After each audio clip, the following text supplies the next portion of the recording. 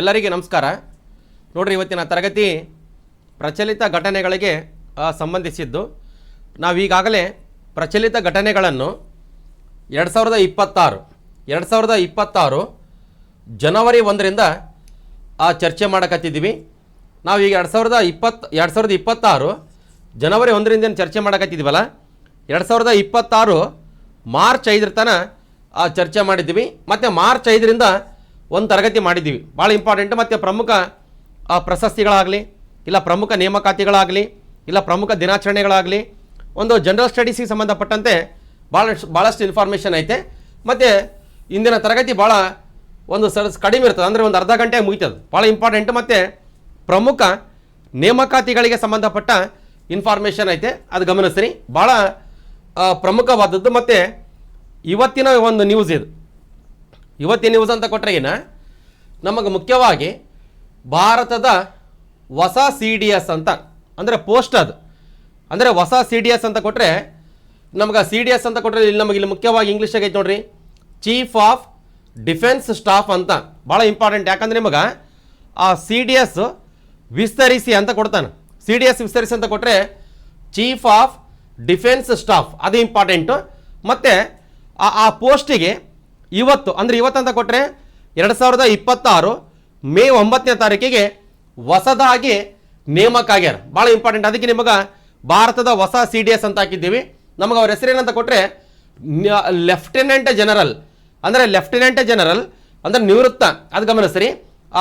NS Raja Subramani, ಕರೆಕ್ಟಾಗಿ ಗಮನಿಸ್ಬೇಕು. ಯಾಕಂದರೆ ನಿಮಗೆ ಭಾಳ ಇಂಪಾರ್ಟೆಂಟ್ ಪೋಸ್ಟು. ಮತ್ತು ಬೇರೆ ಬೇರೆ ಪರೀಕ್ಷೆಗಳಲ್ಲಿ ಪ್ರಸ್ತುತ CDS ಯಾರಂತ ಕೇಳುವಂಥ ಸಾಧ್ಯತೆ ಇರ್ತದೆ. ನಮಗೆ ಇಲ್ಲಿ ನಾಳೆ ನಿಮ್ಗೆ ದಿನಪತ್ರಿಕೆಯಲ್ಲಿ ಕೊಡ್ತಾನೆ, ಪ್ರಜಾವಾಣಿ ಪತ್ರಿಕೆ ಮತ್ತು ವಿಜಯ ಕರ್ನಾಟಕ, ದ ಹಿಂದೂ ಪತ್ರಿಕೆ ಎಲ್ಲ ದಿನಪತ್ರಿಕೆಯಲ್ಲಿ ಬರ್ತದೆ. ಬಟ್ ನಿಮ್ಮ ತಲೆಗೆ ಏನಿರ್ಬೇಕಂದ್ರೆ, ಈಗ ಭಾರತದ ಹೊಸ CDS ಆಗಿ ಯಾರು ಅಪಾಯಿಂಟ್ ಆಗ್ಯಾರ ಅಂತ ಕೊಟ್ಟರೆ lieutenant general NS Raja Subramani, ಕರೆಕ್ಟಾಗಿ ಗಮನಿಸ್ಬೇಕಿಲ್ಲಿ. ಮತ್ತು ನಮಗೆ CDS ವಿಸ್ತರಿಸಿ ಅಂತ ಕೊಟ್ಟರೆ ಚೀಫ್ ಆಫ್ ಡಿಫೆನ್ಸ್ ಸ್ಟಾಫ್ ಅಂತ, ಅದು ಗಮನಿಸ್ರಿ. ಮತ್ತು ಇಲ್ಲಿ ಕೆಳಗಡೆ ನೋಡ್ರಿ, ಭಾರತದ ನೂತನ, ಅಂದರೆ ಬ್ರಾಕೆಟ್ನಾಗ ಹಾಕಿದ್ದೀನಿ ಇಲ್ಲಿ, ಎಷ್ಟನೇದವರು ಅಂತ ಕೊಟ್ಟರೆ ಇವರು 3ನೇದವರು, ಅದು ಇಂಪಾರ್ಟೆಂಟು. CDS ಆಗಿ ಲೆಫ್ಟಿನೆಂಟ್ ಜನರಲ್ NS ರಾಜಾ ಸುಬ್ರಮಣಿಯರವರು ನೇಮಕವಾಗಿದ್ದು. ಅಂದರೆ ಇವರು 2026 ಮೇ 31ರಂದು ಅಧಿಕಾರ ಸ್ವೀಕರಿಸಲಿದ್ದಾರೆ ಅಂತ ಐತಿ. ಅಂದರೆ ಇಲ್ಲಿ ಗಮನಿಸಬೇಕಾದದ್ದು, ಇವತ್ತು ಅಪಾಯಿಂಟ್ ಆಗ್ಯಾರ 2026 ಮೇ 9ನೇ ತಾರೀಕು, ಹೌದಿಲ್ಲ? ಇವತ್ತು ಅಪಾಯಿಂಟ್ ಆಗ್ಯಾರ. ಬಟ್ ಅಧಿಕಾರ ಸ್ವೀಕಾರ ಮಾಡೋದು ಮೇ 31ನೇ ತಾರೀಕಿಗೆ. ಯಾಕಂದ್ರೆ ಈ ಪ್ರೆಸೆಂಟ್ ಇದಾರಲ್ಲ, ಅವ್ರು ಮೇ 30ಕ್ಕೆ ರಿಟೈರ್ಡ್ ಆಗ್ತಾರೆ. ನಮ್ಗೆ ಅವ್ರು ಯಾರಿದಾರ ಮೊದಲು ತೋರಿಸ್ತಾನಂತ, ಇದು ನಿಮ್ಗೆ ಗೊತ್ತಿರ್ಬೇಕು. ಅವ್ರ ಫೋಟೋಗುನ ಗಮನಿಸ್ರಿ. ಅಂದರೆ ಭಾಳ ಒಂದು ಪ್ರಮುಖ ಹುದ್ದೆ, ಅಂದರೆ ಭಾಳ ದೊಡ್ಡ ಹುದ್ದೆ, ಅದು ಗಮನಿಸ್ರಿ. ಇಲ್ಲಿ ನಮಗೆ ಈಗ ಇವ್ರು ಮೇ 31ಕ್ಕೆ ಬರ್ತಾರಲ್ಲ, ಮತ್ತು ಪ್ರೆಸೆಂಟ್ ಯಾರಿದಾರೆ ಅಂದರೆ ನಮಗೆ ಅದಗುನ ನಮಗೆ ಫೋಟೋಗುನ ಹಾಕಿದ್ದೀನಿ ನೋಡ್ರಿ. ನಮಗಿಲ್ಲಿ ಭಾರತದ 2ನೇ CDS, ಅಂದರೆ ಈ ಪ್ರೆಸೆಂಟ್ ನೇಮಕ ಆಗಿದ್ದು ಅವ್ರು 3ನೇದವರು. ಅಂದರೆ ಈಗ ಅವ್ರು ಮೇ 31ಕ್ಕೆ ಬರ್ತಾರ. ಅಲ್ಲಿವರೆಗೆ ಯಾರಿರ್ತಾರೆ ಅಂತ ಕೊಟ್ಟರೆ, ಈಗ ಭಾರತದ 2ನೇ CDS ಯಾರಂದರೆ ಜನರಲ್ ಅನಿಲ್ ಚೌಹಾಣ್, ಈಗ ಪ್ರೆಸೆಂಟ್ ಇದ್ದಾರೆ. ಇವ್ರು ನಮಗೆ ಎಲ್ಲಿ ತಾನು ಇರ್ತಾರೆ ಅಂತ ಕೊಟ್ಟರೆ 2026 ಮೇ 30 ತನಕ ಇರ್ತಾರೆ. ಇವ್ರು ಮೇ 30ಕ್ಕೆ ರಿಟೈರ್ಮೆಂಟ್ ಆಗ್ತಾರೆ, ಅದು ಗಮನಿಸ್ರಿ. ನಮಗಿಲ್ಲಿ ಭಾರತದ 2ನೇ CDS ಆಗಿ ಜನರಲ್ ಅನಿಲ್ ಚೌಹಾಣ್ ರವರು 2022 ಸೆಪ್ಟೆಂಬರ್ 30ರಿಂದ ಅಧಿಕಾರದಲ್ಲಿದ್ದು, ಅಂದರೆ 2026 ಸೆಪ್ಟೆಂಬರ್ 30ರಿಂದ ಅಧಿಕಾರದಲ್ಲಿದ್ದು 2026 ಮೇ 30ರಂದು ನಿವೃತ್ತಿ ಹೊಂದಲಿದ್ದಾರೆ ಅಂತ ಐತಿ. ಅಂದರೆ ನಮಗಿಲ್ಲಿ ಮುಖ್ಯವಾಗಿ ಏನು ಗಮನಿಸ್ಬೇಕಂದ್ರೆ, 2026 ಮೇ 30ಕ್ಕೆ ಇವ್ರು ರಿಟೈರ್ಡ್ ಆಗ್ತಾರೆ. ಇವ್ರು ರಿಟೈರ್ಡ್ ಆದಮೇಲೆ ನೆಕ್ಸ್ಟ್ ಡೇನೆ, ಅಂದರೆ ಮೇ 31ನೇ ತಾರೀಕಿಗೆ lieutenant general NS Raja Subramani ಅವರು ಅಧಿಕಾರ ಸ್ವೀಕಾರ ಮಾಡ್ತಾರೆ. ಮತ್ತು ನಮಗಿಲ್ಲಿ ಇವರು 3 ವರ್ಷಗಳ ಅವಧಿಗೆ ಅಪಾಯಿಂಟ್ ಆಗ್ಯಾರ. ಯಾರಂತ ಕೊಟ್ಟರೆ CDS, ಹೊಸ CDS, ಅದು ನಿಮಗೆ ಗಮನಿಸ್ಬೇಕು. ಮತ್ತು ಇವರು ಎಷ್ಟನೇ CDS ಅಂತ ಕೊಟ್ಟರೆ ಇವರು 3ನೇ CDS, ಅಂದರೆ ಇವರು 3ನೇ ವ್ಯಕ್ತಿ ಅಂತ, ಅದು ಇಂಪಾರ್ಟೆಂಟ್. ಈಗ 2ನೇದವ್ರು ಯಾರಂತ ಗೊತ್ತಾಯಿತು. ನೆಕ್ಸ್ಟ್ ಈಗ ಪ್ರಥಮ, ಅಂದರೆ ಫಸ್ಟ್ ಯಾರಿದ್ರಂತ ಅದಕ್ಕೂ ನಿಮಗೆ ಗೊತ್ತಿರಬೇಕು. ನಮಗೆ ಮುಖ್ಯವಾಗಿ ನೋಡ್ರಿ, ಇಲ್ಲಿ ಭಾರತದ ಪ್ರಥಮ CDS ಅಂದರೆ 2020ರಿಂದ 2021ರವರೆಗೆ, ಅದು ಗಮನಿಸ್ಬೇಕು. ಇಲ್ಲಿ ಜನರಲ್ ಬಿಪಿನ್ ರಾವತ್, ಗಮನಿಸಬೇಕಿಲ್ಲಿ ಜನರಲ್ ಬಿಪಿನ್ ರಾವತ್ ರವರು ಭಾರತದ ಮೊದಲ CDS ಅಂದರೆ ಭಾರತದ ಫಸ್ಟ್ CDS ಆ ಪೋಸ್ಟಿಗೆ ಯಾರಪ್ಪ ಹೋಗಿದ್ದಂತ ಕೊಟ್ಟರೆ ಜನರಲ್ ಬಿಪಿನ್ ರಾವತ್ ಅಂದರೆ ಚೀಫ್ ಆಫ್ ಡಿಫೆನ್ಸ್ ಸ್ಟಾಫ್. ಅದು ಗಮನಿಸ್ರಿ, ನಮಗಿಲ್ಲಿ ಭಾರತದ ಪ್ರಥಮ CDS ಆಗಿ ಜನರಲ್ ಬಿಪಿನ್ ರಾವತ್ ರವರು 2020 ಜನವರಿ 1ರಿಂದ 2021 ಡಿಸೆಂಬರ್ 8ರವರೆಗೆ ಅಧಿಕಾರದಲ್ಲಿದ್ದರು. ಅದು ನಮಗೆ ಮುಖ್ಯವಾಗಿ ಗಮನಿಸಬೇಕು. ನಮಗಿಲ್ಲಿ ಹೊಂದಿಸಿ ಬರೆಯಿರಿದಾಗ ಇಲ್ಲ ಯಾವುದಾದ್ರೂ ಜೋಡಣೆದಾಗ ಇಲ್ಲಾಂದ್ರೆ ಯಾವುದಾದ್ರೂ ಸ್ಟೇಟ್ಮೆಂಟ್ ರೂಪದಲ್ಲಿ ಇವೆಲ್ಲ ಕೊಟ್ಟಿರ್ತಾನೆ, ಕರೆಕ್ಟಾಗಿ ಗಮನಿಸಬೇಕಾಗ್ತದೆ. ಮತ್ತು ಇವತ್ತಿನ ಪ್ರಚಲಿತ ಘಟನೆಗಳಲ್ಲಿ ಭಾಳ ಇಂಪಾರ್ಟೆಂಟ್. ಈಗ CDS ಆಗಿ ಏನು ಅಪಾಯಿಂಟ್ ಆಗಿರಲ್ಲ ಅವ್ರ ಹೆಸರು ನಿಮ್ಗೆ ಗೊತ್ತಿರಲೇಬೇಕಾಗ್ತದೆ.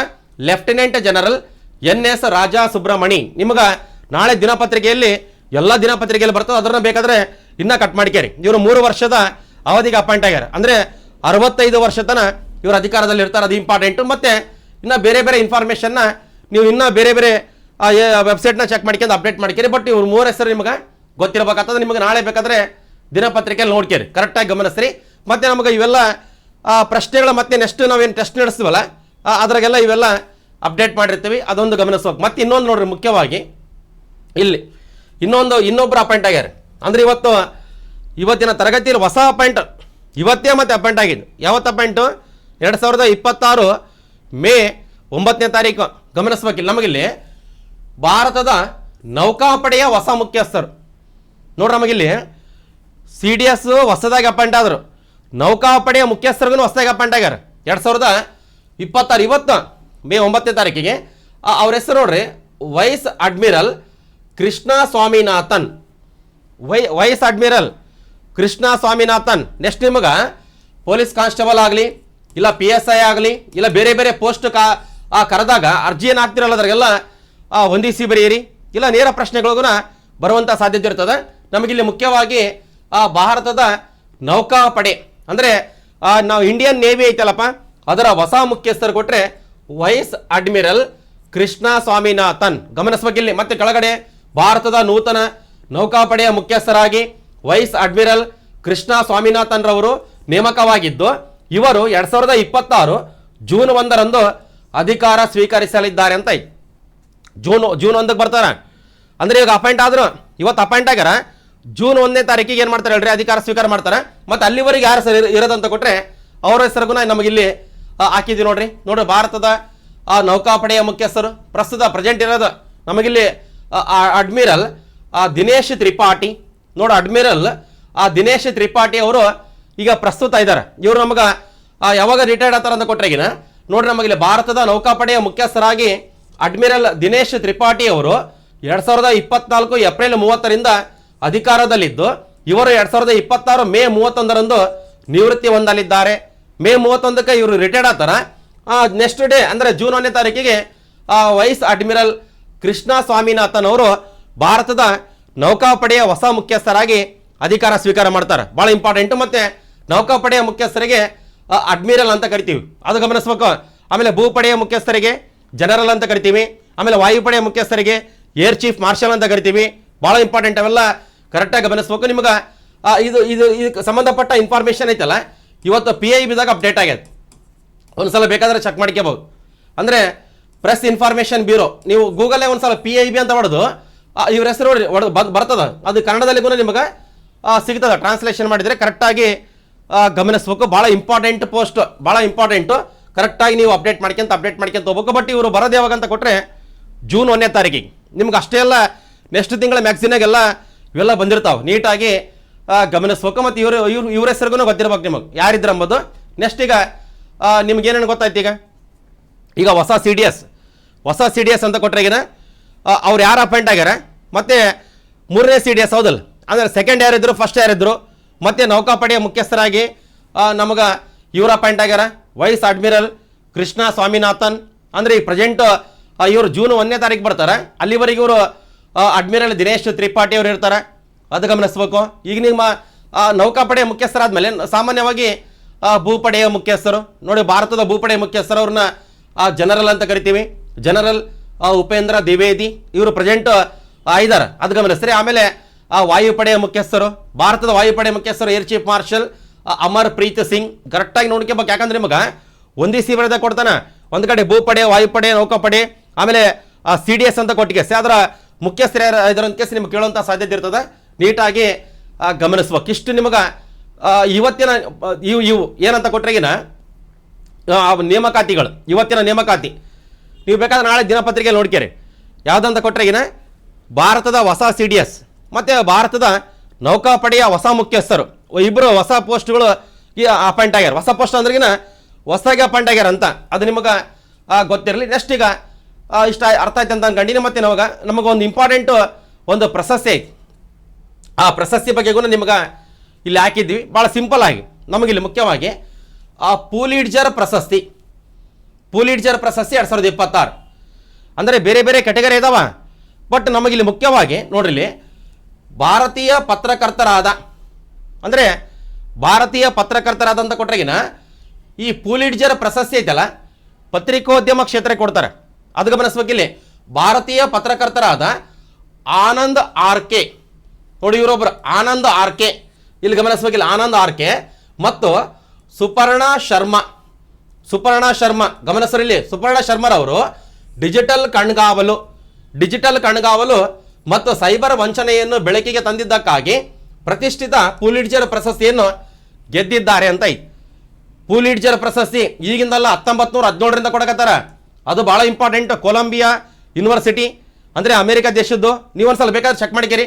ಬಟ್ ನಮಗಿಲ್ಲಿ ಪೂಲಿಟ್ಜರ್ ಪ್ರಶಸ್ತಿ ಈ ರೀಸೆಂಟಾಗಿ ನಮ್ಮ ಇಂಡಿಯಾದವ್ರು ಯಾರ್ಯಾರಿಗೆ ಅಂತ ಕೊಟ್ರೆಗಿನ ಭಾರತೀಯ ಪತ್ರಕರ್ತರಾದ ಆನಂದ್ RK ಮತ್ತು ಅವ್ರ ಜೊತೆ ಯಾರಂತ ಕೊಟ್ಟರೆ ಸುಪರ್ಣಾ ಶರ್ಮಾ. ಇವರಿಬ್ಬರು ಭಾರತದವರು ಆ ಡಿಜಿಟಲ್ ಕಣ್ಗಾವಲು ಮತ್ತು ಸೈಬರ್ ವಂಚನೆಯನ್ನು ಬೆಳಕಿಗೆ ತಂದಿದ್ದಕ್ಕಾಗಿ ಪ್ರತಿಷ್ಠಿತ ಪೂಲಿಟ್ಜರ್ ಪ್ರಶಸ್ತಿಯನ್ನೇ ಗೆದ್ದಿದ್ದಾರೆ. ಆಮೇಲೆ ಇಲ್ಲಿ ಮುಖ್ಯವಾಗಿ ನೋಡ್ರಿ, ಇಲ್ಲಾಸ್ಟ್ರೇಟೆಡ್ ರಿಪೋರ್ಟಿಂಗ್ ಮತ್ತು ಕಾಮೆಂಟರಿ ವಿಭಾಗದಲ್ಲಿ ಈ ಒಂದು ಕ್ಯಾಟಗರಿದಾಗ ಘೋಷಿಸಲಾದ ಈ ಪ್ರಶಸ್ತಿಯನ್ನು ಬ್ಲೂಮ್ಬರ್ಗ್ನ ಇನ್ನೊಬ್ಬರು ಅವ್ರ ಜೊತೆ ನಟಾಲಿ ಒಬಿಕೋ ಪಿಯರ್ಸನ್ ಗಮನಿಸಬೇಕಿಲ್ಲಿ. ನಟಾಲಿ ಒಬಿಕೋ ಪಿಯರ್ಸನ್ ರವರೊಂದಿಗೆ ಹಂಚಿಕೊಂಡಿದ್ದಾರೆ ಅಂತ ಐತಿ. ಯಾವ ಪ್ರಶಸ್ತಿ ಹೇಳ್ರಿ? ಪೂಲಿಟ್ಜರ್ ಪ್ರಶಸ್ತಿ. ನಮಗೆ ಭಾರತೀಯ ಪತ್ರಕರ್ತರು ಇವರಿಬ್ಬರ ಹೆಸರು ಗೊತ್ತಿರಬೇಕು. ಒಬ್ಬರು ಆನಂದ RK, ಇನ್ನೊಬ್ಬರು ಸುಪರ್ಣಾ ಶರ್ಮಾ. ಭಾಳ ಇಂಪಾರ್ಟೆಂಟ್. ಗಮನಿಸ ಫೋಟೋಗುನ ಅಪ್ಡೇಟ್ ಮಾಡಿದೀವಿ. ಒಂದ್ಸಲ ಬೇಕಾದ್ರೆ ಚೆಕ್ ಮಾಡ್ಕೇರಿ. ಮತ್ತೆ ಬೇರೆ ಬೇರೆ ವೆಬ್ಸೈಟ್ ಚೆಕ್ ಮಾಡ್ಕೋಬೇಕು. ಪೂಲಿಟ್ಜರ್ ಪ್ರಶಸ್ತಿ ಅಂತ ನೋಡ್ರಿ, ನಿಮಗೆಲ್ಲ ಇನ್ಫಾರ್ಮೇಷನ್ ನಿಮ್ಗೆ ಆಟೋಮೆಟಿಕ್ ಗೊತ್ತಾಗ್ತದೆ. ಭಾಳ ಇಂಪಾರ್ಟೆಂಟ್. ಇದೊಂದು ನೆನಪಿರಲಿ. ನೆಕ್ಸ್ಟ್ ಈಗ ನೋಡ್ರಿ, ನಮಗಿಲ್ಲಿ ಪ್ರಸಾರ ಭಾರತಿ ಅಧ್ಯಕ್ಷರಿಗೂ ನೇಮಕ ಆಗ್ಯಾರ ರೀಸೆಂಟಾಗಿ. ನಮಗಿಲ್ಲಿ ಪ್ರಸಾರ ಭಾರತಿ ಅಧ್ಯಕ್ಷರು ರೀಸೆಂಟ್ ನಮಗಿಲ್ಲಿ ನೋಡಿ ಪ್ರಸಾರ ಭಾರತಿ ಅಂತ ಐತೆ.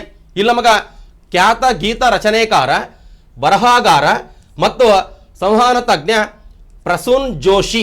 ಭಾಳ ಇಂಪಾರ್ಟೆಂಟ್. ನಮಗೆ ಗಮನಿಸಬೇಕಿಲ್ಲಿ ಪ್ರಸೂನ್ ಜೋಶಿ ಅವ್ರ ಹೆಸರು ನೋಡ್ರಿ. ಪ್ರಸೂನ್ ಜೋಶಿ ರವರನ್ನು ಪ್ರಸಾರ ಭಾರತಿ ಅಧ್ಯಕ್ಷರನ್ನಾಗಿ ಮಾಹಿತಿ ಮತ್ತು ಪ್ರಸಾರ ಸಚಿವಾಲಯವು ನೇಮಕ ಮಾಡಿದೆ ಅಂತ ಐತಿ. ಇಲ್ಲಿ ಗಮನಿಸಬೇಕಾದದ್ದೇನೆಂದರೆ, ಈಗ ಹೊಸದಾಗಿ ಪ್ರಸಾರ ಭಾರತೀಯ ಚೇರ್ಮನ್ ಅಪಾಯಿಂಟ್ ಆಗ್ಯಾರ. ಅಂದರೆ ಈ ಪ್ರಸಾರ ಭಾರತಿ ಬಗ್ಗೆ ಏನಾದರೂ ಕೇಳ್ಬೋದು. ಪ್ರಸಾರ ಭಾರತಿ ಅದರ ಅಧ್ಯಕ್ಷರು ನಮಗೆ ಅದರ ಒಂದಿಸ್ವರದಾಗ ಅಪೋಸಿಟ್ ಕೊಟ್ಟಾಗ ಇವ್ರ ಹೆಸರು ನೆನ್ಪಿಟ್ಟ ಪ್ರಸೂನ್ ಜೋಶಿ ಅಂತ ಹೊಸದಾಗಿ ಅಪಾಯಿಂಟ್ ಆಗ್ಯಾರ. ಅದೊಂದು ನಿಮಗೆ ಗೊತ್ತಿರ್ಬೇಕು ಚೇರ್ಮನ್. ಮತ್ತು ಇನ್ನೊಂದು ಮುಖ್ಯವಾಗಿ ಏನಂತ ಕೊಟ್ಟರೆ, ಕರ್ನಾಟಕ ರಾಜ್ಯ ಮುಖ್ಯ ಮಾಹಿತಿ ಆಯುಕ್ತರು ಹೊಸದಾಗಿ ಕರ್ನಾಟಕ ರಾಜ್ಯದ ಮುಖ್ಯ ಮಾಹಿತಿ ಆಯುಕ್ತರು ಅದು ಗಮನಿಸ್ಬೇಕು. 2026 ರೀಸೆಂಟಾಗಿ ಅಪಾಯಿಂಟ್ ಆದರು. ಅವ್ರ ಹೆಸರು ನೋಡ್ರಿ ನಮ್ಗೆ ನಿವೃತ್ತ IAS ಅಧಿಕಾರಿ G ಸತ್ಯವತಿ. ಕರೆಕ್ಟಾಗಿ ಅಪ್ಡೇಟ್ ಮಾಡ್ಕೋಬೇಕು. ಯಾಕಂದರೆ ಕರ್ನಾಟಕ ರಾಜ್ಯ ಮುಖ್ಯ ಮಾಹಿತಿ ಆಯುಕ್ತರು ಯಾರಂತ ಕೊಟ್ಟರೆ ನಿವೃತ್ತ IAS ಅಧಿಕಾರಿ G ಸತ್ಯವತಿ. ಅವರ ಫೋಟೋಗನ್ನ ಗಮನಿಸ್ರಿ. ಮತ್ತೆ ಇಲ್ಲಿ ಕೆಳಗಡೆ ಹಾಕಿದ್ವಿ ನೋಡಪ್ಪ, ನಿವೃತ್ತ IAS ಅಧಿಕಾರಿ G ಸತ್ಯವತಿ ಅವರನ್ನು ರಾಜ್ಯ ಮುಖ್ಯ ಮಾಹಿತಿ ಆಯುಕ್ತರಾಗಿ ರಾಜ್ಯಪಾಲರು ನೇಮಕ ಮಾಡಿದ್ದಾರೆ. ಅಂದರೆ ರಾಜ್ಯಪಾಲರು ಅಪಾಯಿಂಟ್ ಮಾಡ್ಯಾರ. ಆಮೇಲೆ ರಾಜ್ಯ ಮಾಹಿತಿ ಆಯೋಗದ ಮುಖ್ಯ ಮಾಹಿತಿ ಆಯುಕ್ತರು 65 ವರ್ಷ ವಯಸ್ಸಿನವರೆಗೆ ಅಥವಾ ಗರಿಷ್ಠ 3 ವರ್ಷದ ಅವಧಿಯವರೆಗೆ ಅಧಿಕಾರದಲ್ಲಿ ಇರಲಿದ್ದಾರೆ ಅಂತ ಐತಿ. ಅಂದರೆ ಇವರ ಅಧಿಕಾರಾವಧಿ 65 ವರ್ಷ ಅಥವಾ 3 ವರ್ಷ. ಯಾವುದು ಮೊದಲು ಅದು ಗಮನಿಸ್ಬೇಕು. ಮತ್ತೆ 68 ಪ್ಲಸ್ ಮಾಡಿಕೆ 68 ಮಾಡಿರಿ, 68 ಅಲ್ಲ, ಅದು 65 ವರ್ಷ ಅಥವಾ 3 ವರ್ಷ. ಈಗ ನಮಗೆ ಅಯ್ಯೋ ಬೈ ಚಾನ್ಸ್ ಇವ್ರಿಗೇನ 64 ವರ್ಷ ವಯಸ್ಸಿಗರಾಗಿದ್ರಿಗಿನ ಒಂದೇ ವರ್ಷ ಸಿಗ್ತದೆ, ಇಲ್ಲಾಂದ್ರಿಗಿನ ಅವರಿಗೆ 3 ವರ್ಷ ಅಧಿಕಾರಾವಧಿ ಸಿಗ್ತದೆ. ಅದು ಗಮನಿಸಬೇಕು. ದಿನಪತ್ರಿಕೆಯಲ್ಲಿ ಇಷ್ಟೇ ಕೊಟ್ಟಿದ್ದು, ಅದನ್ನೇ ನಿಮಗೆ ಯಥಾವತ್ತಾಗಿ ಹಾಕಿದ್ದೀವಿ. ಮತ್ತು ಇಲ್ಲಿ ಕರ್ನಾಟಕ ರಾಜ್ಯ ಮುಖ್ಯ ಮಾಹಿತಿ ಆಯುಕ್ತರು ಭಾಳ ಇಂಪಾರ್ಟೆಂಟ್. ಅವ್ರ ಹೆಸರು ನಿಮಗೆ ಗೊತ್ತಿರಬೇಕಾಗ್ತದೆ. ಮತ್ತು ಅಧಿಕಾರಾವಧಿ ನೋಡ್ರಿ 65 ವರ್ಷ ವಯಸ್ಸಿನವರೆಗೆ ಅಥವಾ ಗರಿಷ್ಠ 3 ವರ್ಷದ ಅವಧಿಯವರೆಗೆ ಅಂತ ಐತಿ. ಮತ್ತು ಮಾಹಿತಿ ಹಕ್ಕು ಕಾಯಿದೆ ಎಷ್ಟನೇ ಇಸ್ವಿ ಹೇಳ್ರಿ 2005 ಹೌದಲ್ಲ, ಅದಕ್ಕೂ ಒಂದ್ಸಲ ನೀವು ಗಮನಿಸ್ರಿ. ಬಟ್ ಇದು ಕರೆಂಟ್ ಅಫೇರ್ಸ್ನಾಗ ಇದೊಂದು ನಿಮಗೆ ಗೊತ್ತಿರ್ಬೇಕು, ಇಂಪಾರ್ಟೆಂಟ್. ನೆಕ್ಸ್ಟ್ ಈಗ ಮುಖ್ಯವಾಗಿ ನೋಡ್ರಿ, HALನ ಅಧ್ಯಕ್ಷರು ಹಿಂದೂಸ್ತಾನ್ ಏರೋನಾಟಿಕ್ಸ್ ಅಂದರೆ ವಿಮಾನಗಳ ತಯಾರಿಕಾ ಕಾರ್ಖಾನೆ ಅಂದರೆ HAL ಹಿಂದೂಸ್ತಾನ್ ಏರೋನಾಟಿಕ್ ಲಿಮಿಟೆಡ್ ಅಂತ ಐತಿ, ಭಾಳ ಇಂಪಾರ್ಟೆಂಟು. ಅದ್ರದ್ದು ಚೇರ್ಮನ್ ಮತ್ತು ಮ್ಯಾನೇಜಿಂಗ್ ಡೈರೆಕ್ಟರ್ HAL ಅಂದರೆ ಆ ವಿಮಾನಗಳನ್ನು ತಯಾರಿಸುವಂಥ ಕಾರ್ಖಾನೆ. ಕರೆಕ್ಟಾಗಿ ಗಮನಿಸ್ಬೇಕಿಲ್ಲ HAL. ಈಗ ತೇಜಸ್ ವಿಮಾನ ನಮಗೆ ಬೆಂಗಳೂರಾಗ ಅದ್ರದ್ದು ಆಫೀಸ್ ಐತಿಲ್ಲ, ಅದು ಇಂಪಾರ್ಟೆಂಟ್ ಐತೆ. ಅದ್ರ ಅಧ್ಯಕ್ಷರು ಹೊಸದಾಗಿ ಬಂದರೆ, ಮತ್ತು ಕರ್ನಾಟಕದವರು ಮುಖ್ಯವಾಗಿ ಇಲ್ಲಿ ಹಿಂದೂಸ್ತಾನ್ ಏರೋನಾಟಿಕ್ಸ್ ಲಿಮಿಟೆಡ್ನ ಅಂದರೆ HAL 22ನೇ ಅಧ್ಯಕ್ಷ ಮತ್ತು ವ್ಯವಸ್ಥಾಪಕ ನಿರ್ದೇಶಕರಾಗಿ CMD ಅಂತ ಬ್ರಾಕೆಟ್ನಾಗ ರವಿ ಕೆ ರವರು 2026 ಮೇ 2ರಂದು ಅಧಿಕಾರ ಸ್ವೀಕರಿಸಿದರು. ಗಮನಿಸಬೇಕಿಲ್ಲ, ಮುಖ್ಯವಾಗಿ ನಮಗೆ HALನ ಚೇರ್ಮನ್ ಹೊಸದಾಗಿ ಬಂದಾರ, ಅದು ನಮ್ಮ ಕರ್ನಾಟಕದವರೇ. ಅವ್ರ ಹೆಸರು ನಿಮಗೆ ಗೊತ್ತಿರಬೇಕು, ರವಿ ಕೆ ಅಂತ. ಅದು ನಮಗೆ ಮುಖ್ಯವಾಗಿ ಅಪ್ಡೇಟ್ ಮಾಡ್ಕೇರಿ. ಮತ್ತು HAL ಬಗ್ಗೆ ಇನ್ನೂ ಬೇರೆ ಬೇರೆ ಜನರಲ್ ಸ್ಟಡೀಸಿಗೆ ಸಂಬಂಧಪಟ್ಟಂತೆ ಇನ್ನೂ ಅಪ್ಡೇಟ್ ಮಾಡ್ಕೇರಿ, ಅದೂ ಭಾಳ ಇಂಪಾರ್ಟೆಂಟು. ನೆಕ್ಸ್ಟು ಬಹುಮುಖ್ಯವಾದದ್ದು ನೋಡಪ್ಪ, ಇಲ್ಲಿ ನಮಗಿಲ್ಲಿ ಮುಖ್ಯವಾಗಿ ನಾವು ಸಂವಿಧಾನದಲ್ಲಿ ನಾವು ಕೆಲವೊಂದು ಸಂಸತ್ತಿನ ಸಮಿತಿಗಳಂತ ಸ್ಟಡಿ ಮಾಡಿದ್ದೀವಿ. ಸಾರ್ವಜನಿಕ ಲೆಕ್ಕಪತ್ರ ಸಮಿತಿ, ಇಲ್ಲ ಅದಕ್ಕೆ ಮುಂಚೆ ಅಂದಾಜು ಸಮಿತಿ, ಸಾರ್ವಜನಿಕ ಉದ್ಯಮಗಳ ಮೇಲಿನ ಸಮಿತಿ, ಇವೆಲ್ಲ ಕೆಲವೊಂದು ಸ್ಟಡಿ ಮಾಡಿವಲ್ಲ. ಈಗ ನಮಗೆ ಸುದ್ದಿಯಲ್ಲಿ ಇರೋದು ಯಾವುದಂತ ಕೊಟ್ಟರೆ, ಸಂಸತ್ತಿನ ಸಾರ್ವಜನಿಕ ಲೆಕ್ಕಪತ್ರ ಸಮಿತಿ 2026ರಿಂದ 27 ಒಂದು ವರ್ಷದ ಅವಧಿಗೆ, ಅಂದರೆ PAC ಪಬ್ಲಿಕ್ ಅಕೌಂಟ್ ಕಮಿಟಿ ಅಂದರೆ ಸಾರ್ವಜನಿಕ ಲೆಕ್ಕಪತ್ರ ಸಮಿತಿ. ಇಲ್ಲಿ ನೋಡ್ರಿ, ಕಾಂಗ್ರೆಸ್ನ ನಾಯಕರಾದ KC ವೇಣುಗೋಪಾಲ್ ರವರನ್ನು 2026-27ರ ಸಾಲಿಗೆ ಸಂಸತ್ತಿನ ಸಾರ್ವಜನಿಕ ಲೆಕ್ಕಪತ್ರ ಸಮಿತಿಯ ಅಂದರೆ PAC, ಇಲ್ಲಿ ಬರೆದನಲ್ಲ PAC ಅಂತ, ಅಧ್ಯಕ್ಷರನ್ನಾಗಿ ಮರುನೇಮಕ ಮಾಡಲಾಗಿದೆ. ಇವರು ಆಲ್ರೆಡಿ ಇದ್ರು, ಮತ್ತೆ ಮರುನೇಮಕ ಮಾಡ್ಯಾರ, ಮತ್ತೆ ಒಂದು ವರ್ಷದ ಅವಧಿಗೆ ನೇಮಕ ಮಾಡಿದ್ದಾರೆ ಅಂತ ಕೊಟ್ಟಾಗಿನ ಲೋಕಸಭಾ ಸ್ಪೀಕರ್ ಗಮನಿಸ್ಬೇಕು. ಅಂದರೆ ಸಾರ್ವಜನಿಕ ಲೆಕ್ಕಪತ್ರ ಸಮಿತಿಯಾಗ ಟೋಟಲ್ 15 ಲೋಕಸಭಾ ಸದಸ್ಯರು ಮತ್ತು 7 ಜನ ರಾಜ್ಯಸಭಾ ಸದಸ್ಯರು ಇರ್ತಾರೆ. ಅದು ಗಮನಿಸ್ಬೇಕು. ಟೋಟಲ್ ಎಷ್ಟು ಜನ ಅಂತ ಕೊಟ್ಟರೆ 22 ಜನ ಇರ್ತಾರೆ. ಈ 22 ಜನರಾಗ ಸದಸ್ಯರು ಅಂದರೆ ಮಂತ್ರಿಗಳು ಇದರ ಸದಸ್ಯತ್ವವನ್ನು ಪಡೆಯುವಂತಿಲ್ಲ, ಅದು ಇಂಪಾರ್ಟೆಂಟು. ಲೋಕಸಭಾ 15 ಸದಸ್ಯರು, ರಾಜ್ಯಸಭಾ 7 ಜನ ಸದಸ್ಯರು. ಅಂದರೆ ಆ ಸದಸ್ಯರನ್ನ ಗುಣ ಲೋಕಸಭಾ ಸ್ಪೀಕರೇ ಅಪಾಯಿಂಟ್ ಮಾಡ್ತಾನೆ, ಅಧ್ಯಕ್ಷರನ್ನ ಕೂಡ ಲೋಕಸಭಾ ಸ್ಪೀಕರೇ ಅಪಾಯಿಂಟ್ ಮಾಡ್ತಾನೆ. ಬಟ್ ಇವರ ಅಧಿಕಾರಾವಧಿ ಈಗ ಮೊನ್ನೆ ರೀಸೆಂಟಾಗಿ 2026 ನಮಗಿಲ್ಲಿ ಮೇ 1ರಿಂದ 2027 ಏಪ್ರಿಲ್ 30ರವರೆಗೆ ಇವ್ರದ್ದು ಅಧಿಕಾರಾವಧಿ ಅಂದರೆ 1 ವರ್ಷದ ಅವಧಿಗೆ ಅಪಾಯಿಂಟ್ ಆಗ್ಯಾರ. ಭಾಳ ಇಂಪಾರ್ಟೆಂಟ್. ಮತ್ತು ಇನ್ನೊಂದು ಗಮನಿಸಬೇಕಾದದ್ದು ಏನಂತ ಕೊಟ್ಟರೆಗಿನ, ಈ ಸಾರ್ವಜನಿಕ ಲೆಕ್ಕಪತ್ರ ಸಮಿತಿ ಐತಲ್ಲ, ಇದರ ಅಧ್ಯಕ್ಷರು ಯಾವಾಗಲೂ ವಿರೋಧ ಪಕ್ಷದವರಿಗೆ ಸಂಬಂಧಪಟ್ಟವರಾಗಿರ್ತಾರೆ. 1967ರಿಂದ ಏನಂತ ಕೊಟ್ಟರೆ ವಿರೋಧ ಪಕ್ಷದವರ ಕಡೆ ಸಂಬಂಧಪಟ್ಟಂಥ ವ್ಯಕ್ತಿಗಳು ಇದರ ಅಧ್ಯಕ್ಷತೆಯನ್ನು ವಹಿಸ್ತಾರೆ. ಭಾಳ ನೋಡ್ರಿ, ಎಕ್ಸಾಂಪಲ್ ಈಗ ಸೆಂಟ್ರಲ್ನಾಗ BJP ಐತೆ, ಅದನ್ನ ಇವರು ಕಾಂಗ್ರೆಸ್ ಅವರು ಏನಂತ ಕೊಟ್ಟಾಗಿನ ಅಧ್ಯಕ್ಷತೆಯನ್ನು ವಹಿಸ್ತಾರೆ.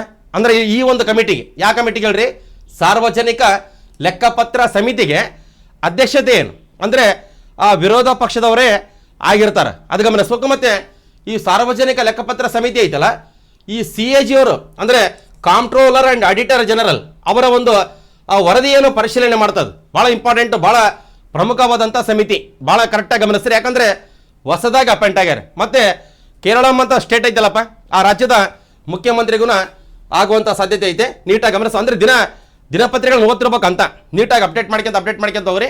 ಮತ್ತು ಇನ್ನೊಂದು ನೋಡ್ರಿ, ನಮಗಿಲ್ಲಿ ಮುಖ್ಯವಾಗಿ ಇನ್ನೊಂದು ಕಮಿಟಿ, ಸಂಸತ್ತಿನ ಸಾರ್ವಜನಿಕ ಉದ್ಯಮಗಳ ಸಮಿತಿ.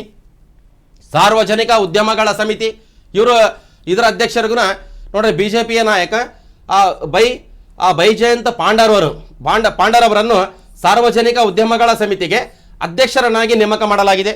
ಗಮನಿಸ್ಬೇಕಿಲ್ಲಿ, ಅಂದರೆ ನಮಗೆ ಹೊಸದಾಗಿ ಏನು ಅಪಾಯಿಂಟ್ ಆಗಿರಲ್ಲ ಒಂದು ಕಮಿಟಿಗಳಿಗೆ, ಅಂದರೆ ಸಂಸತ್ತಿನ ಸಮಿತಿಗಳಿಗೆ ಅವರು ಎಲ್ಲ ಹೆಸರು ಗೊತ್ತಿರಬೇಕು, ಒಂದಿಷ್ಟು ಬರೆದ ಕೊಡುವಂಥ ಸಾಧ್ಯತೆ ಇರ್ತದೆ. ಮತ್ತು ಇನ್ನೊಂದು ಕಮಿಟಿ ಐತಿ, ಅದಕ್ಕೂ ನಿಮ್ಗೆ ಗೊತ್ತಿರಲಿ. ನಮಗಿಲ್ಲಿ ಪರಿಶಿಷ್ಟ ಜಾತಿ ಮತ್ತು ಪರಿಶಿಷ್ಟ ಪಂಗಡಗಳ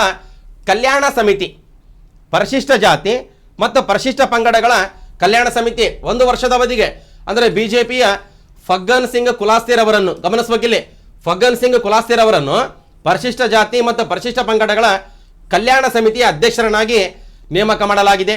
ನಮಗಿಲ್ಲಿ ಗಮನಿಸಬೇಕಾದ್ದೇನಂತ ಕೊಟ್ಟರೆಗಿನ ಈ ಒಂದು ಎಲ್ಲ ಕಮಿಟಿಗಳಿಗೆ ಏನು ಚೇರ್ಮನ್ ಅಪಾಯಿಂಟ್ ಆಗಿರಲ್ಲ, ಅಪಾಯಿಂಟ್ ಮಾಡಿದ್ದಾರಂತ ಕೊಟ್ಟರೆ ಲೋಕಸಭಾ ಸ್ಪೀಕರ್, ಅದು ಇಂಪಾರ್ಟೆಂಟ್, ಅದು ಗಮನಿಸಬೇಕಾಗ್ತದ. ದಿನಗುಣ ಅಪ್ಡೇಟ್ ಮಾಡ್ಕೊಂತಿರ್ಬೇಕು. ದಿನಪತ್ರಿಕೆಯಲ್ಲಿ ಎಲ್ಲವಷ್ಟು ಕೊಟ್ಟಿದ್ದ ಕರೆಕ್ಟಾಗಿ ಗಮನಿಸ್ರಿ. ಮತ್ತು ಇನ್ನೊಂದು ಮುಖ್ಯವಾಗಿ ಏನು ಗಮನಿಸ್ಬೇಕಂತ ಕೊಟ್ಟರೆಗಿನ ನೀತಿ ಆಯೋಗದ ಹೊಸ ಉಪಾಧ್ಯಕ್ಷರು. ಈಗ ನಿಮಗೆ ನಮ್ಮ ಮೊಹಮ್ಮದ್ ತಸ್ಲೀಮ್ ಅವರು ಎಲ್ಲ ಎಕನಾಮಿಕ್ಸ್ಗೆ ಸಂಬಂಧಪಟ್ಟಂಥ ತರಗತಿಗಳನ್ನು ಮಾಡ್ಯಾರ. ಅದ್ರಾಗೆಲ್ಲ ನೀತಿ ಆಯೋಗದ ಬಗ್ಗೆ ಎಲ್ಲ ಡೀಟೇಲ್ ಆಗೈತಿ. ನೀವೊಂದ್ಸಲ ಬೇಕಾದರೆ ನೀತಿ ಆಯೋಗದಕ್ಕೆ ಸಂಬಂಧಪಟ್ಟಂಥ ಇದು ವಿಸ್ತಾರ ರೂಪವನ್ನು ಕಮೆಂಟ್ ಮೂಲಕ ತಿಳಿಸಿರಿ. ಅಂದರೆ NITI ಅಂತ ಐತಿ, ನೀತಿ ಆಯೋಗ್. ಗಮನಿಸ್ಬೇಕಿಲ್ಲಿ ಇದರ ಅಧ್ಯಕ್ಷರು ಯಾವಾಗಲೂ ಯಾರಾಗಿರ್ತಾರೆ ಹೇಳ್ರಿ, ಮಾನ್ಯ ಪ್ರಧಾನಮಂತ್ರಿಗಳಾಗಿರ್ತಾರ.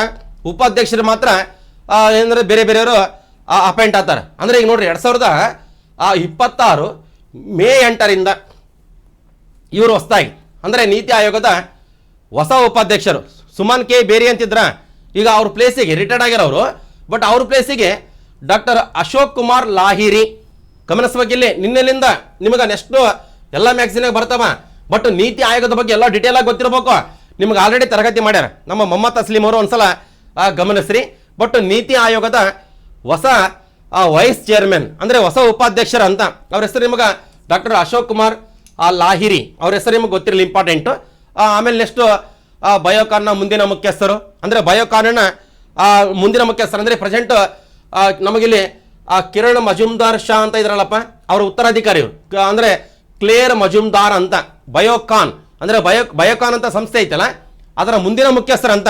ಈಗ ಪ್ರೆಸೆಂಟ್ ಏನಿದಾರಲ್ಲ ಅವ್ರು ಆದಮೇಲೆ ಅವರ ಉತ್ತರಾಧಿಕಾರಿ ಕ್ಲೇರ್ ಮಜುಮ್ದಾರ್, ಇವ್ರ ಹೆಸರು ನಿಮಗೆ ಗೊತ್ತಿರಬೇಕು. ಮತ್ತು ಆ್ಯಪಲ್ ಕಂಪನಿಯ ಹೊಸ CEO ನೋಡು ನಮಗಿಲ್ಲಿ ಜಾನ್ ಟರ್ನಸ್ ಅಂತ. ಈಗ ಪ್ರೆಸೆಂಟ್ ಯಾರಾದ್ರೂ ಅದಗುಣ ಏನಂತ ಕೊಟ್ಟರೆ ಕಮೆಂಟ್ ಮೂಲಕ ತಿಳಿಸಿ. ಅಂದರೆ ಇವ್ರಿಗಿಂತ ಮುಂಚೆ ಯಾರಿದ್ರಂತ ಈಗ ಹೊಸದಾಗಿ ಇವ್ರು ಬಂದಾರ, ಅದಗುಣ ನೆನ್ಪಿಟ್ಟಗಾರಿ. ಮತ್ತು ಇನ್ನೊಂದು ಬಹುಮುಖ್ಯವಾದದ್ದು ಏನಂತ ಕೊಟ್ಟರೆ ಸೋಮನಾಥ ದೇವಾಲಯ, ಭಾಳ ಇಂಪಾರ್ಟೆಂಟ್. ನಮಗಿಲ್ಲಿ ಗುಜರಾತ್ ರಾಜ್ಯದಾಗ ಐತೆ ಸೋಮನಾಥ ದೇವಾಲಯ, ಭಾಳ ಪ್ರಮುಖವಾದದ್ದು. ಪೂರ್ತಿ ಫಸ್ಟ್ ಬಂಗಾರದಿಂದ ಕಟ್ಟಿದ್ರು, ಆಮೇಲೆ ಕಟ್ಟಿಗೆ, ಆಮೇಲೆ ಕಲ್ಲು, ಭಾಳ ಇಂಪಾರ್ಟೆಂಟ್ ದೇವಸ್ಥಾನ. ಬಟ್ ಹೈಯೆಸ್ಟ್ ಸುದ್ದಿಯಲ್ಲಿ ಐತಿ, ಈಗ ಭಾಳ ಸುದ್ದಿಯಲ್ಲಿ ಐತೆ. ನಿಮಗೆ ಇವತ್ತಿನ ಪ್ರಜಾವಾಣಿ ಪತ್ರಿಕೆಯಲ್ಲಿ ಇದ್ರ ಬಗ್ಗೆ ಕೊಟ್ಟಿದ್ದರ ಕಟ್ ಮಾಡಿಕೆ ಸಾಕಿವಿ. ಅಂದರೆ ನಮಗೆ ಎದಕ್ಕೆ ತೋರ್ಸಕತ್ತೀನಿ ಅಂದ್ರೆಗಿನ ನಮಗೆ ಅತ್ಯಂತ ಒಂದು ವಿಶ್ವ ಪ್ರಸಿದ್ಧ ಇದು ದೇವಸ್ಥಾನ ಯಾವುದಂತ ಕೊಟ್ಟರೆ ಸೋಮನಾಥ ದೇವಾಲಯ. ದಿನಪತ್ರಿಕೆಯಲ್ಲಿ ಇಷ್ಟೆಲ್ಲ ನೀಟಾಗಿ ಬಂದದಂತ ಕೊಟ್ಟರೆಗಿನ ಈ ಸೋಮನಾಥ ದೇವಾಲಯದ ಇತಿಹಾಸಕ್ಕೆ ಸಂಬಂಧಪಟ್ಟ ಎಲ್ಲ ಇನ್ಫಾರ್ಮೇಷನ್ನ ನೀವು ಕಲೆಕ್ಟ್ ಮಾಡ್ಕೋಬೇಕು. ನಮಗೆ ಇತಿಹಾಸದಲ್ಲಿ ಆಲ್ರೆಡಿ ಇದ್ರ ಬಗ್ಗೆ ಕವರ್ ಆಗ್ಯದ. ಒಂದ್ಸಲ ಅದರದ್ದು ಫೋಟೋಗುನ ಗಮನಿಸ್ರಿ. ಭಾಳ ಪ್ರಮುಖವಾದಂಥ ದೇವಸ್ಥಾನ ಸೋಮನಾಥ ದೇವಾಲಯ, ಅದು ಗುಜರಾತ್ ರಾಜ್ಯದಾಗ ಐತಿ. 9ನೇ ಕ್ಲಾಸ್ ಬುಕ್ದು ಎಲ್ಲ ಡೀಟೇಲ್ ಆಗಿ ಕೊಟ್ಟಾನೆ, ಅದರ ಒಂದ್ಸಲ ನೀವು ಚೆಕ್ ಮಾಡ್ಕೇರಿ. ನೆಕ್ಸ್ಟ್ ಒಂದು ಪ್ರಮುಖ ದಿನಾಚರಣೆಗಳು ಒಂದು ಸ್ವಲ್ಪ ಒಂದು 3-4 ಮತ್ತೆ ಮುಂದಿನ ತರಗತಿಯಲ್ಲಿ ಮತ್ತೆ ಅದರಾಗುನ ಕವರ್ ಮಾಡಮಂತ. ಈಗ ನೆಕ್ಸ್ಟ್ ಪೊಲೀಸ್ ಧ್ವಜ ದಿನ ಅಂತ ಐತೆ, ಏಪ್ರಿಲ್ 2 ಹೌದಿಲ್ಲ, ಪ್ರತಿ ವರ್ಷ ಪೊಲೀಸ್ ಧ್ವಜ ದಿನ. ಅಂದರೆ 1965 ಏಪ್ರಿಲ್ 2ರಂದು ಕರ್ನಾಟಕ ಪೊಲೀಸ್ ಕಾಯ್ದೆ ಜಾರಿಯಾದ ನೆನಪಿಗಾಗಿ ಪ್ರತಿ ವರ್ಷ ಏಪ್ರಿಲ್ 2 ಪೊಲೀಸ್ ಧ್ವಜ ದಿನ ಎಂದು ಆಚರಿಸಲಾಗುತ್ತದೆ. ಅಂದ್ರೆ ನಮಗಿಲ್ಲಿ ಗಮನಿಸಬೇಕಾದದ್ದು, ನಾವು ಮಾರ್ಚ್ 5ರಿಂದ ಏನು ಚರ್ಚೆ ಮಾಡಕತ್ತೀವಲ್ಲ, ಒಂದು ಪ್ರಮುಖ ದಿನಾಚರಣೆಗಳಪ್ಪ. ಅಂದ್ರೆ ಈಗ ಆ ಪೊಲೀಸ್ ಧ್ವಜ ದಿನ ಎದಕ್ಕೆ ಆಚರಣೆ ಮಾಡ್ತಾರೆ ಎಂಬುದನ್ನು ಹಾಕಿದ್ದೀವಿ. Next important national maritime day ಅಂತ ಐತಿ, ಅಂದರೆ ರಾಷ್ಟ್ರೀಯ ಸಾಗರ ದಿನ. ಇಲ್ಲಿ ನಮಗೆ ಏಪ್ರಿಲ್ 5 ನೋಡಿ, ಇದು ಎಷ್ಟು ಭಾಳ ಸಲ ಎಕ್ಸಾಮ್ನಾಗ ಬಂದ್ಬಿಟ್ಟದ. ಅಂದ್ರೆ ನಮಗೆ ದಿನಾಚರಣೆಗಳು ಒಂದಿಸಿ ಬರೆಯರೇನೆ. ಈ ಕಡೆ 4 ಯಾವುದನ್ನು ಕೊಟ್ಟಿರ್ತಾನೆ ಅದಕ್ಕೆ ಏನಂತ ಆಚರಣೆ ಮಾಡ್ತಾರೆ, ಯಾವ ದಿನ ಅಂತ ಕೊಟ್ಟಿರ್ತಾನೆ, ಅದು ಗಮನಿಸ್ಬೇಕಾಗ್ತದ. ಇಲ್ಲಿ ನಮಗೆ ಮುಖ್ಯವಾಗಿ ನ್ಯಾಷನಲ್ ಮ್ಯಾರಿಟೈಮ್ ಡೇ ಏಪ್ರಿಲ್ 5. ಇಲ್ಲಿ 1919 ಏಪ್ರಿಲ್ 5ರಂದು 1919ರಾಗ ಏಪ್ರಿಲ್ 5ನೇ ತಾರೀಕಿಗೆ ಮುಂಬೈಯಿಂದ ಲಂಡನ್ಗೆ, ಮುಂಬೈ ಟು ಲಂಡನ್ ನೋಡಿ, ಮುಂಬೈ ಟು ಲಂಡನ್ಗೆ ಭಾರತೀಯ ಸ್ವಾಮ್ಯದ ಮೊದಲ ಹಡಗು SS ಲಾಯಲ್ಟಿಯ ಮೊದಲ ಪ್ರಯಾಣದ ಗೌರವಾರ್ಥವಾಗಿ ಏಪ್ರಿಲ್ 5 ಪ್ರತಿ ವರ್ಷ ನ್ಯಾಷನಲ್ ಮ್ಯಾರಿಟೈಮ್ ಡೇ ಎಂದು ಆಚರಿಸಲಾಗುತ್ತದೆ ಅಂತ ಐತಿ. ಅಂದರೆ ನ್ಯಾಷನಲ್ ಮ್ಯಾರಿಟೈಮ್ ಡೇ ಅಂತ ಏಪ್ರಿಲ್ 5 ಎದಕ್ಕೆ ಆಚರಣೆ ಮಾಡ್ತಾರೆ ಎಂಬುದು ಅದರದಲ್ಲಿ ಕಾರಣಗುಣ ಐತಿ, ಅದೊಂದ್ಸಲ ಅಪ್ಡೇಟ್ ಮಾಡ್ಕೋಬೇಕು. ಮತ್ತು ವಿಶ್ವ ಆರೋಗ್ಯ ದಿನ ಏಪ್ರಿಲ್ 7 ಪ್ರತಿ ವರ್ಷ ಹೌದಲ್ಲ, ವಿಶ್ವ ಆರೋಗ್ಯ ದಿನ. ಆರೋಗ್ಯ ಭಾಳ ಪ್ರಮುಖ, ಭಾಳ ಇಂಪಾರ್ಟೆಂಟ್ ಹೌದಲ್ಲ, ಅದು ಗಮನಿಸ್ರಿ. ವಿಶ್ವ ಆರೋಗ್ಯ ದಿನ ಅಂದರೆ 1948 ಏಪ್ರಿಲ್ 7ರಂದು ವಿಶ್ವ ಆರೋಗ್ಯ ಸಂಸ್ಥೆ ಸ್ವಿಟ್ಜರ್ಲ್ಯಾಂಡ್ ದೇಶದ ಜಿನೆವಾ ನಗರದಲ್ಲಿ ಸ್ಥಾಪನೆ ಆಯಿತು. ಅಂದರೆ WHO ಅಂದರೆ ವರ್ಲ್ಡ್ ಹೆಲ್ತ್ ಆರ್ಗನೈಜೇಷನ್ ಇದು 1948 ಏಪ್ರಿಲ್ 7ಕ್ಕೆ ಸ್ಥಾಪನೆ ಆಗ್ಯದ. ಅದರ ನೆನಪಿಗಾಗಿ ಅಂದರೆ ಇದರ ನೆನಪಿಗಾಗಿ ಪ್ರತಿ ವರ್ಷ ಏಪ್ರಿಲ್ 7 ಐತಲ್ಲ ವಿಶ್ವ ಆರೋಗ್ಯ ದಿನ ಎಂದು ಆಚರಿಸುತ್ತೇವೆ, ಇಲ್ಲ ಆಚರಿಸಲಾಗುತ್ತದೆ. ಮತ್ತು ಅದರದ್ದು ಥೀಮ್ ಗೊತ್ತಿರಬೇಕು ನೋಡಿ. 2026 ಏಪ್ರಿಲ್ 7ರ ವಿಶ್ವ ಆರೋಗ್ಯ ದಿನದ ಥೀಮ್ ನೋಡ್ರಿ. ನಮಗಿಲ್ಲಿ ಗಮನಿಸಬೇಕಾದದ್ದು together for health stand with science ಅಂತ ಐತಿ. ನಮಗಿಲ್ಲಿ ಮುಖ್ಯವಾಗಿ ಏನಂತ ಕೊಟ್ರೆಗಿನ 2026ರ ವಿಶ್ವ ಆರೋಗ್ಯ ದಿನದ ಥೀಮ್ ಅದ್ರದ್ದು 4 ಕೊಟ್ಟುಬಿಟ್ಟಿರ್ತಾನೆ. ಅವಾಗ ನಾವು ಗಮನಿಸಬೇಕಾದದ್ದು ಒಂದ್ಸಲ 2025 ಆಗಿರ್ತಾನೆ, 2024 ಆಗಿರ್ತಾನೆ, 26 ಇನ್ನೊಂದು ಯಾವ್ದಾನ ಒಂದು ಹೊಸದಾಗಿ ಕ್ರಿಯೇಟ್ ಮಾಡಿರ್ತಾನೆ. ಅದಕ್ಕೆ ನಮಗೆ ವಿಶ್ವ ಆರೋಗ್ಯ ದಿನ ಭಾಳ ಇಂಪಾರ್ಟೆಂಟು. ಅದು ಯಾವ ದಿನ ಆಚರಣೆ ಮಾಡ್ತಾರೆ, ಎದಕ್ಕೆ ಮಾಡ್ತಾರೆ, ಮತ್ತು ಅದ್ರದ್ದು ಏನು ಥೀಮ್ ಐತೆ ಎಂಬುದು ಗಮನಿಸ್ಬೇಕು. ನೆಕ್ಸ್ಟ್ ಈಗ ನಾಗರಿಕ ಸೇವಾ ದಿನ ಅಂತ ಐತಿ ನೋಡಿ. ನಾಗರಿಕ ಸೇವಾ ದಿನ ಏಪ್ರಿಲ್ 21. ಇಲ್ಲಿ ಗಮನಿಸ್ಬೇಕಾದ್ ನೋಡಿ, ನಮ್ಗೆ 1947 ಏಪ್ರಿಲ್ 21ರಂದು 1947 ಏಪ್ರಿಲ್ 21ರಂದು ಸ್ವತಂತ್ರ ಭಾರತದ ಮೊದಲ ಗೃಹ ಸಚಿವರಾದ ಮೊದಲ ಗೃಹ ಸಚಿವರಾದ ಸರ್ದಾರ್ ವಲ್ಲಭಭಾಯ್ ಪಟೇಲ್ರವರು ದೆಹಲಿಯ ಮೆಟ್ಕಾಫ್ ಹೌಸ್ನಲ್ಲಿ, ಅಂದರೆ ದೆಹಲಿಯಾಗ ಒಂದು ಮೆಟ್ಕಾಫ್ ಹೌಸ್ ಅಂತ ಇದೆಯಲ್ಲಪ್ಪ, ಅಲ್ಲಿ ಆಡಳಿತ ಸೇವೆಗಳ ಪ್ರೊಬೇಷನರ್ ಅಧಿಕಾರಿಗಳನ್ನು ಉದ್ದೇಶಿಸಿ ಮಾತನಾಡಿದ ದಿನದ ನೆನಪಿಗಾಗಿ ಸ್ಮರಣಾರ್ಥ 2006ರಿಂದ ಪ್ರತಿ ವರ್ಷ ಏಪ್ರಿಲ್ 21 ನಾಗರಿಕ ಸೇವಾ ದಿನ ಎಂದು ಆಚರಿಸಲಾಗುತ್ತಿದೆ. ಅಂದರೆ ಸರ್ದಾರ್ ವಲ್ಲಭಭಾಯ್ ಪಟೇಲ್ರವರು ನಾಗರಿಕ ಸೇವಕರನ್ನು ಭಾರತದ ಉಕ್ಕಿನ ಚೌಕಟ್ಟು ಎಂದು ಉಲ್ಲೇಖಿಸಿದ್ದಾರೆ ಅಂತ. ಅಂದ್ರೆ ಇಲ್ಲಿ ಗಮನಿಸಬೇಕಾದದ್ದು ನಾಗರಿಕ ಸೇವಾ ದಿನ ಯಾವತ್ತು ಆಚರಣೆ ಮಾಡ್ತೀವಿ, ಮತ್ತು ಎದಕ್ಕೆ ಮಾಡ್ತೀವಿ, ಮತ್ತು ಯಾವ ಒಂದು ವರ್ಷದಿಂದ ಮಾಡಕತ್ತೀವಿ ಕರೆಕ್ಟಾಗಿ ಗಮನಿಸ್ಬೇಕು. ಮತ್ತೆ ಇಲ್ಲಿ ನಮಗೆ 2026ರ 18ನೇ ನಾಗರಿಕ ಸೇವಾ ದಿನದ ಥೀಮ್ ಇಲ್ಲಿ ಗಮನಿಸ್ರಿ. ನಾಗರಿಕ ಸೇವಾ ದಿನ ಏಪ್ರಿಲ್ 21 ಈ ವರ್ಷ 2026ಗೆ ಆಚರಣೆ ಮಾಡಕತ್ತೀವಲ್ಲ, ಅದು ಎಷ್ಟನೇದಂತ ಕೊಟ್ಟರೆ 18ನೇ ನಾಗರಿಕ ಸೇವಾ ದಿನ. ಗಮನಿಸ್ಬೇಕು ಇಲ್ಲಿ Viksit Bharat citizen centric governors and development at the last mile ಅಂತ ಐತಿ. ಅಂದರೆ ಇದ್ರದ್ದು ಥೀಮ್ ಅಂತ ಕೊಟ್ರಿಗಿನ ಆ ಧ್ಯೇಯವಾಕ್ಯ.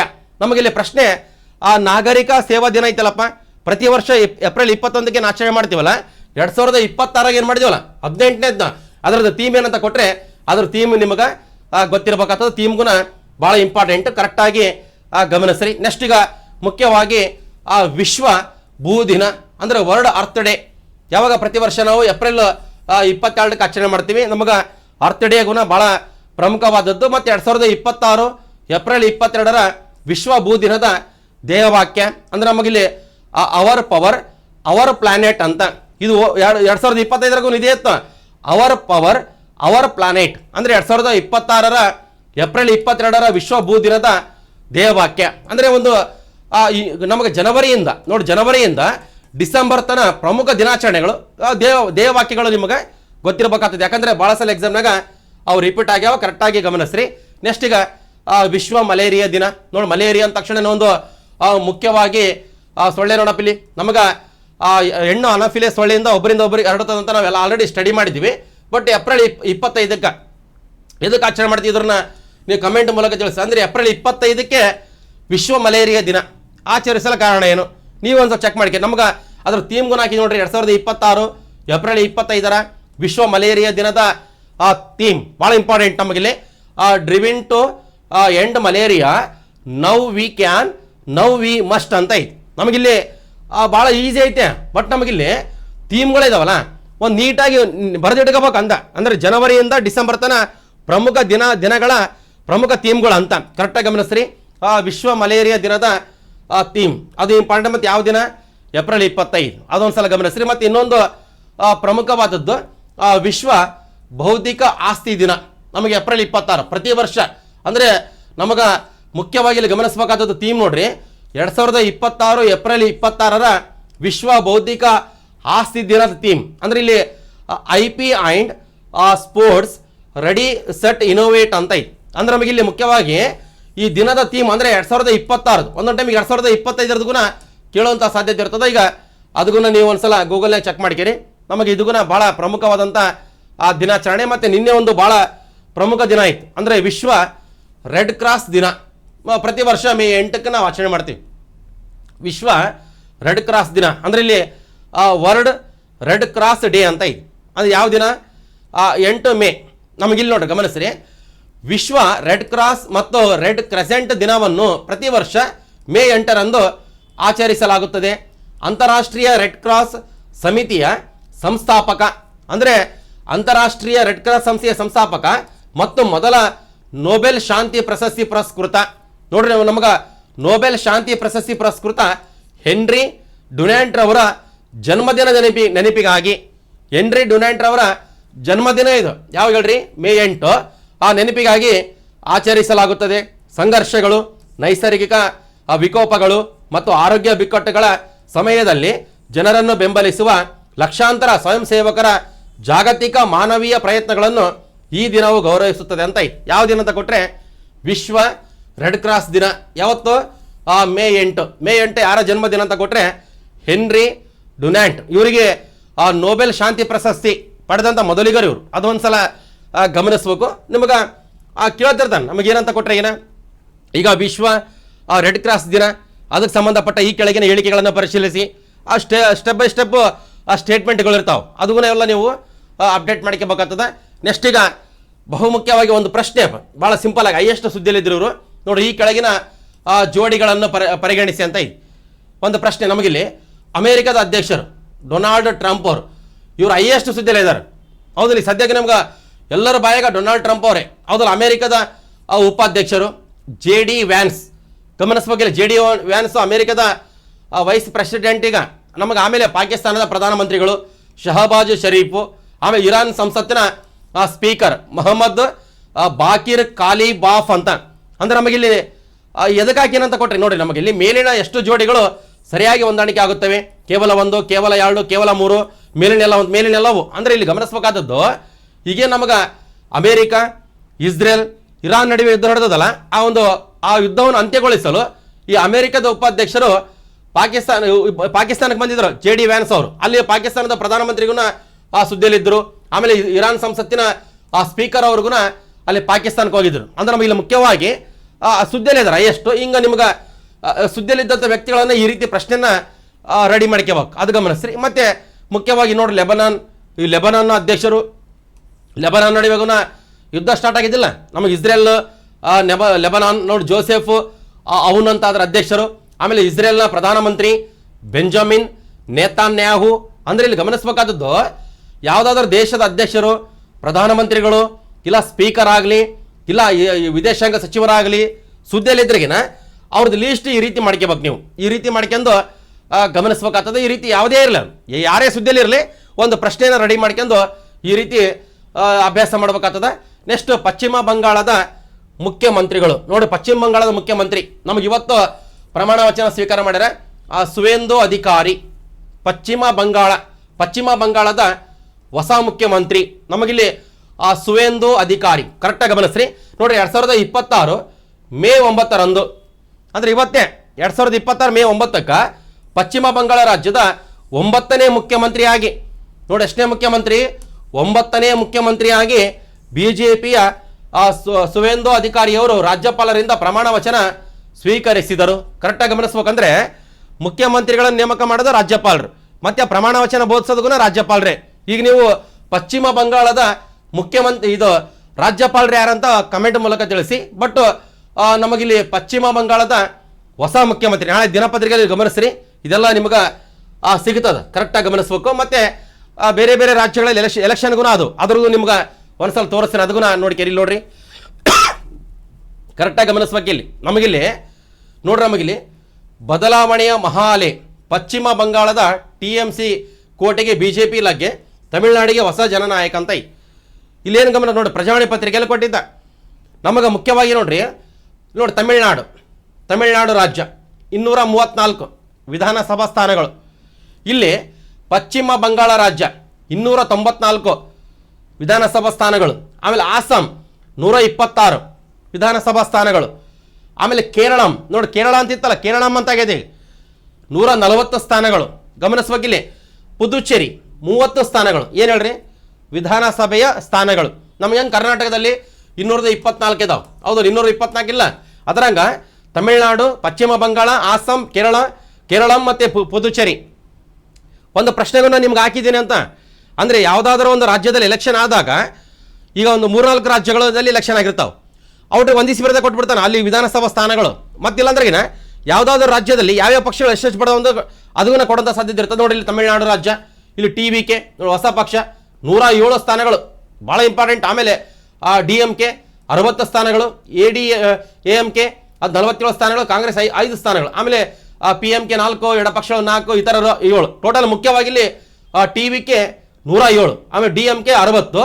ಇವೆಲ್ಲ ನಿಮಗೆ ಗೊತ್ತಿರಬೇಕಾಗ್ತದೆ. ಅದು ಒಂದಿಸಿ ಬರ್ದಾಗ ಕೊಟ್ಟಿರ್ತಾನೆ. ಆಮೇಲೆ ಪಶ್ಚಿಮ ಬಂಗಾಳದಲ್ಲಿ ನೋಡ್ರಿ BJP 206 ಅಂತ ಕೊಟ್ಟರೆ 294 206. ಈಗ ಪಶ್ಚಿಮ ಬಂಗಾಳದ ಹೊಸ ಮುಖ್ಯಮಂತ್ರಿಯಾಗಿ ಸುವೇಂದು ಅಧಿಕಾರಿಯವರು ಪ್ರಮಾಣ ವಚನ ಇವತ್ತು ಸ್ವೀಕಾರ ಮಾಡಿದರು, ಅದು ಗಮನಿಸಿ. ಆಮೇಲೆ TMC ನೋಡ್ರಿ 81, ಕಾಂಗ್ರೆಸ್ 2, ಬೇರೆ ಬೇರೆ ಪಕ್ಷಗಳು ಎಷ್ಟಿದೆ ಎಂಬುದೂ ಗೊತ್ತಿರಬೇಕು. ಆಮೇಲೆ ಆಸಾಂ ಸ್ಟೇಟ್ನಾಗ BJP 82, ಅಂದರೆ 126ರಾಗ 82, ಆಮೇಲೆ ಕಾಂಗ್ರೆಸ್ 19, ಆಮೇಲೆ ಬೇರೆ ಬೇರೆ ಪಕ್ಷಗಳು ಸ್ವಲ್ಪ ಸಣ್ಣ ಪುಟ್ಟ ಇದಾವೆ, ಅದು ಇಂಪಾರ್ಟೆಂಟ್. ಆಮೇಲೆ ಕೇರಳ ಅಂದಾಗ ಅಂದರೆ 140 ಸ್ಥಾನಗಳಲ್ಲಿ ಕಾಂಗ್ರೆಸ್ 63, ಆಮೇಲೆ CPM 26, ಮುಸ್ಲಿಂ ಲೀಗ್ 22, CPI 8, ಆಮೇಲೆ KEC 7, RSP 3, BJP 3, ಇತರೆ 8 ಇದಾವೆ. ಅಂದರೆ ಕೇರಳ ರಾಜ್ಯದಾಗ ಆ ಸ್ಟೇಟ್ನಾಗ. ಆಮೇಲೆ ಪುದುಚೇರಿದಾಗ ಇರೋದೇ 30. ಅಲ್ಲಿ ನಮಗಿಲ್ಲಿ ಮುಖ್ಯವಾಗಿ ರಂಗಸ್ವಾಮಿ ಅಂತ ಮುಖ್ಯಮಂತ್ರಿಗಳು ಹಾಕತ್ತಾರೆ. ಅಂದರೆ ಯಾವ್ಯಾವ ಪಕ್ಷಗಳು ಎಷ್ಟೆಷ್ಟು ಪಡೆದ ಎಂಬುದಕ್ಕೂ